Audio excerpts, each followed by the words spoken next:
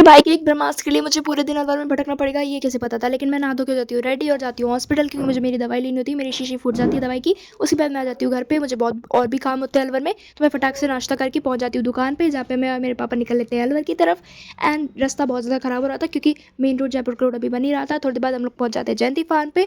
और इतने बड़े एरिया में था कि भाई साहब बस मन करा था आज ही खरीद लूँ, लेकिन पैसा भी तो होना चाहिए, लेकिन पैसे नहीं थे। उसके बाद हम लोग आ जाते हैं मिलिट्री कैंप के पास। एंड देन थोड़ी दूर चलते हुए निकल जाता है घोड़ा फेर का सर्कल। उसके बाद आता है छोटा सा मंदिर, जो कि हमेशा मैं ढोक दे के जाती हूँ ऑफ कोर्स इसको। एंड देन थोड़ी देर बाद हम लोग पहुँच जाते हैं स्कूल की तरफ। और यहाँ पे जैसे जैसे मैं स्कूल के पास पहुँच रही थी, मेरे दिल की धड़कन और तेज़ हो रही थी, क्योंकि मुझे ऑफ कोर्स कुछ डॉक्यूमेंट जमा कराने थे। उसको जमा कराने के बाद मैं पहुँच जाती हूँ हमारे मन्नी कबड पे, क्योंकि मुझे लेनी होती है कुछ स्टेशनरीज एंड कुछ एसेसरीज। एंड उसके बाद हम लोग निकल जाते हैं हमारी नेक्स्ट गोल की तरफ। एंड देन उसके बाद हमें लाना होता है parcel. Of course next stopper का पार्सल ब्रह्मास्त्र लेके आना होता है।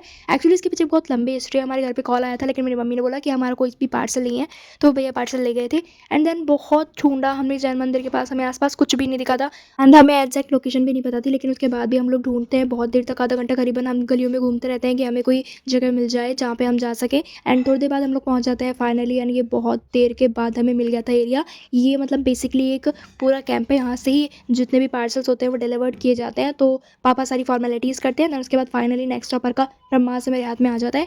एंड हम लोग पहुँच जाते हैं फिर दूसरी शॉप पे, क्योंकि मेरे पापा को कुछ दुकान का सामान लेना था ऑफकोर्स। थोड़ी देर बाद हम लोग लेते हैं कुछ मूंगफली और अमरूद एंड वगैरह वगैरह खाने का सामान। घर पहुँच जाती है। एंड देन अब बारी आती है इसको अनबॉक्सिंग करने की। और इसको अनबॉक्स करने का स्किल मेरे भाई के अंदर बिल्कुल भी नहीं, उसने इतनी गंदी तरीके से इसको फाड़ा था।